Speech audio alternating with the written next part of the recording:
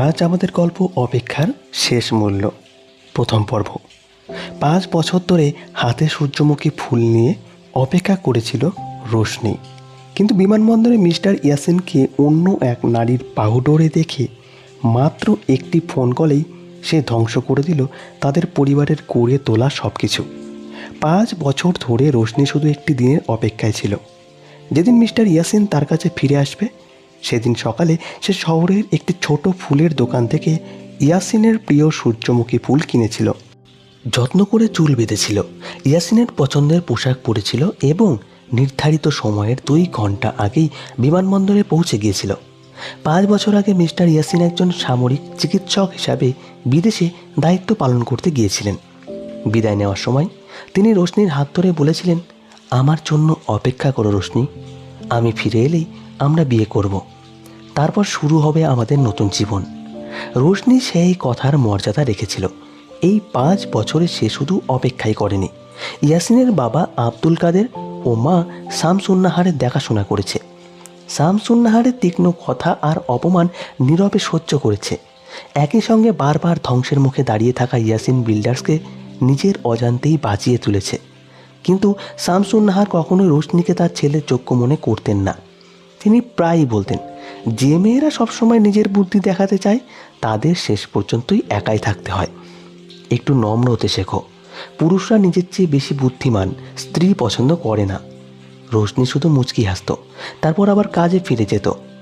চুক্তির জট খুলত, ব্যাংকের সঙ্গে আলোচনা করত, বিনিয়োগকারীদের আস্থা ফিরিয়ে আনত। কিন্তু কেউ জানত না ইয়াসিন বিল্ডার্সকে প্রতিবার বাঁচানোর পেছনে ছিল রহমান গ্রুপের অর্থ ও প্রভাব। আর কেউ জানত না রোশনি আসলে সেই রহমান পরিবারেরই উত্তরাধিকারী। অবশেষে আগমন ফটকের দরজা খুলল। রোশনির বুক ধরপড় করতে লাগলো। মানুষের ভিড়ের মধ্যে মিস্টার ইয়াসিনকে দেখা গেল। 5 বছরে তিনি অনেক শুকিয়ে গেছেন, মুখে ক্লান্তির ছাপ স্পষ্ট। ইয়াসিনের চোখ রোশনির ওপর পড়তেই তিনি থমকে গেলেন। রোশনি ধীরে ধীরে তার দিকে এগিয়ে গেল। ঠিক তখনই একটি ক্রিম রঙের পোশাক পরা তরুণী দৌড়ে এসে ইয়াসিনকে জড়িয়ে ধরল। ইয়াসিন! সে ছিল মেহরিন, ইয়াসিনের শৈশবের বন্ধু, পুরনো অ্যালবামের সেই পরিচিত মুখ যাকে ইয়াসিন সবসময় বলতেন, ও আমার বোনের মতো। রোশনি অপেক্ষা করল, ভাবল ইয়াসিন নিশ্চয়ই একটু পরেই সরে দাঁড়াবেন, কিন্তু তিনি সরে এলেন না। বরং মেহরিনের কোমরে হাত রেখে তাকে এমন মমতায় জড়িয়ে ধরলেন যা কোনো ভাই বোনের সম্পর্কের সঙ্গে মানায় না। রোশনির হাতে ধরা সূর্যমুখীর তোড়া থেকে একটি ফুল মাটিতে পড়ে গেল। তখনই ইয়াসিন রোশনির দিকে তাকিয়ে বললেন, রোশনি, আমাকে সবটা বোঝানোর সুযোগ দাও। রোশনি কোনো উত্তর দিল না। সে শুধু ইয়াসিনের সেই হাতটির দিকে তাকিয়ে রইল, যে হাত এখনও মেহরিনের কোমরে রাখা। সে চিৎকার করল না, কাঁদলও না। নীরবে পাশে ডাস্টবিনে গিয়ে সূর্যমুখীর তোড়াটি ফেলে দিল। তারপর মোবাইল ফোন বের করে একটি নম্বরে কল করল।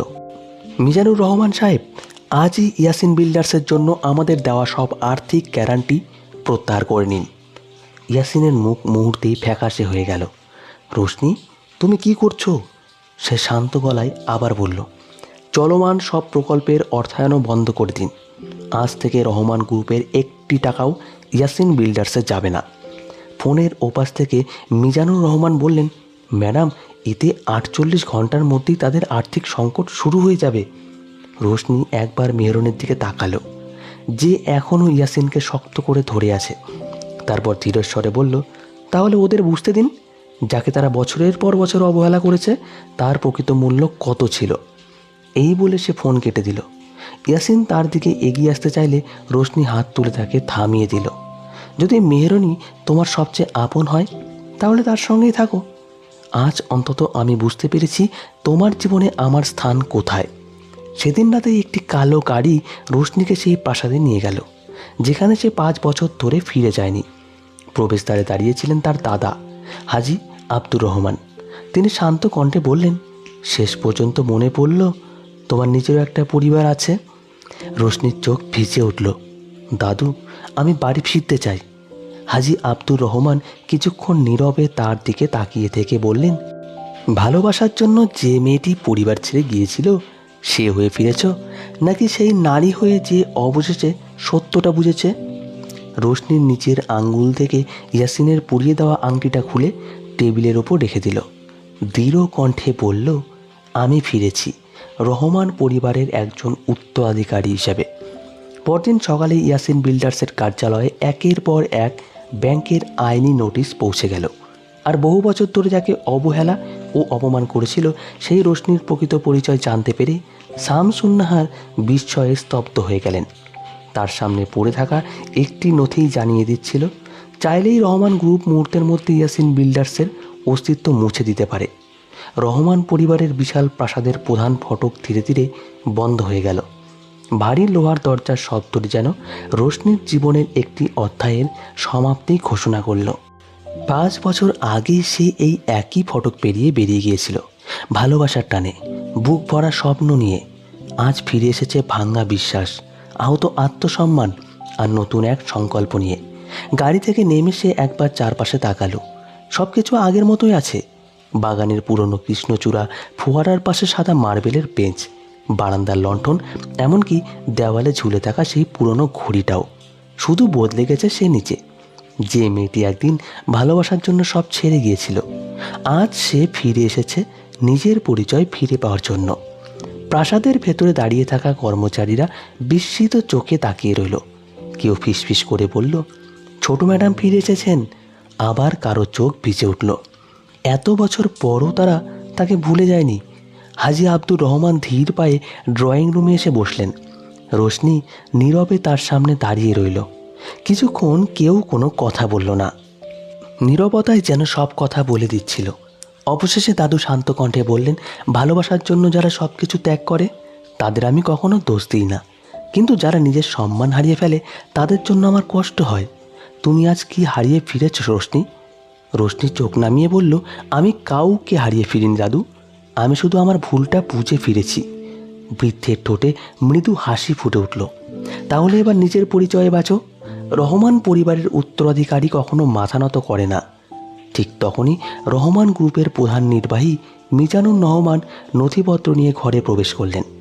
সম্মান জানিয়ে বললেন, ম্যাডাম, আপনার নির্দেশ অনুযায়ী ইয়াসিন বিল্ডার্সের জন্য দেওয়া সব আর্থিক গ্যারান্টি প্রত্যাহার করা হয়েছে। ব্যাংকগুলো নতুন করে ঝুঁকি মূল্যায়ন শুরু করেছে। কয়েকটি বড় বিনিয়োগকারী ইতিমধ্যেই আমাদের সঙ্গে যোগাযোগ করেছে। রোশনি নথিগুলো হাতে নিয়ে ধীরে ধীরে উল্টাতে লাগলো।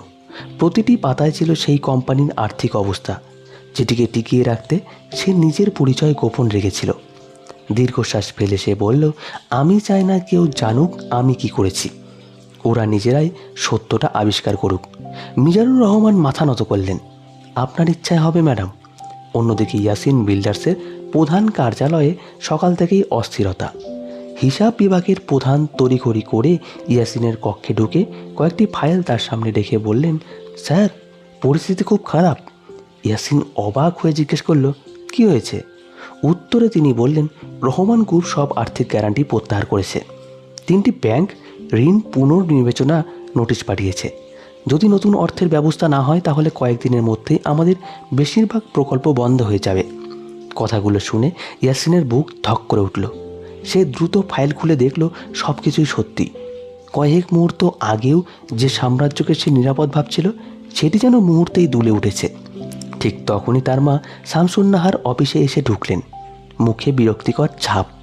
আমি তো আগেই বলেছিলাম ওই মেয়েটার এত অহংকার ভালো নয়, এখন দেখো নাটক করছে। ইয়াসিন ধীরে মাথা তুলল। মা, এটা নাটক নয়। কেউ ইচ্ছা করলে একটা কোম্পানির ভিত্তি কাঁপিয়ে দিতে পারে না। এর পেছনে আরও বড় কিছু আছে। শামসুন্নাহার বিরক্ত হয়ে বললেন, একটা সাধারণ মেয়ের এত ক্ষমতা কোথা থেকে আসবে? কিন্তু ইয়াসিনের মনে তখন বিমানবন্দরের সেই দৃশ্য ভেসে উঠেছে। রোশনির শান্ত চোখ, কাঁপাহীন কণ্ঠ আর সেই ফোন কল। সে প্রথমবারের মতো উপলব্ধি করল, হয়তো এত বছর সে রোশনিকে সত্যিই চিনতে পারেনি। সেদিন দুপুরে একের পর এক ফোন আসতে লাগলো। একজন বিনিয়োগকারী জানিয়ে দিলেন তারা নতুন করে চুক্তি পর্যালোচনা করবেন। আরেকজন বললেন, পরিস্থিতি পরিষ্কার না হওয়া পর্যন্ত তারা কোনো অর্থ ছাড় করবেন না। বিকেলের মধ্যে 3টি নির্মাণ প্রকল্পের কাজ বন্ধ হয়ে গেল। শত শত শ্রমিক বেতন নিয়ে অনিশ্চয়তায় পড়ে গেল।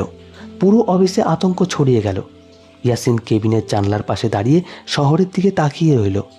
তার মনে পড়তে লাগলো, গত 5 বছরে যতবারই কোম্পানি সমস্যায় পড়েছে ঠিক ততবারই অদৃশ্যভাবে সব কিছু ঠিক হয়ে গেছে। সে কখনো ভাবেনি এর পিছনে একজন মানুষের নীরব ত্যাগ লুকিয়েছিল। এদিকে রহমান প্রাসাদের একটি কক্ষে রোশনির পুরনো একটি ছবি অ্যালবাম খুলে বসেছিল। ছবিগুলোর প্রতিটি পাতায় পাতায় ছড়িয়ে আছে তার অতীত, বিশ্ববিদ্যালয়ের দিন, বন্ধুদের সঙ্গে হাসিমুখ, আর এক কোণে দাঁড়িয়ে থাকা তরুণ ইয়াসিন। একটি ছবির পিছনে লেখা ছিল, ফিরে এসে তোমাকেই বিয়ে করব। লেখাটি দেখে তার চোখ ভিজে উঠল, কিন্তু কয়েক সেকেন্ড পরই সে ছবিটি বন্ধ করে দিল। অতীতের স্মৃতি তাকে দুর্বল করবে না, এবার তাকে নিজের ভবিষ্যৎ নিজেকেই গড়তে হবে। ঠিক তখনই হাজী আব্দুর রহমান ঘরে এসে দাঁড়ালেন। একটা কথা জিজ্ঞেস করব? রোশনি মাথা নাড়ল। যদি ইয়াসিন সব সত্যি জানিয়ে তোমার কাছে ক্ষমা চাইতে আসে? রোশনি কিছুক্ষণ নীরব থেকে জানলার বাইরে তাকালো, তারপর শান্ত কণ্ঠে বলল, ক্ষমা করা যায় দাদু, কিন্তু ভেঙে যাওয়া বিশ্বাস আগের মতো হয় না। কথাটা শুনে বৃদ্ধ আর কিছু বললেন না, শুধু মনে মনে বুঝলেন তার নাতনি আর আগের সেই সরল মেয়ে নেই। সে এখন সিদ্ধান্ত নিতে শিখেছে। সন্ধ্যা নামতেই শহরের ব্যবসায়ী মহলে একটি খবর দাবানলের মতো ছড়িয়ে পড়ল। রহমান গ্রুপ হঠাৎ করে ইয়াসিন বিল্ডার্স থেকে নিজেদের সব আর্থিক সম্পর্ক ছিন্ন করেছে। কেউ কারণ জানে না, কিন্তু সবাই বুঝতে পারছে এর পিছনে বড় কোনো রহস্য রয়েছে। আর সেই রহস্যের কেন্দ্রবিন্দুতে রয়েছে এক নারী, রোশনি রহমান।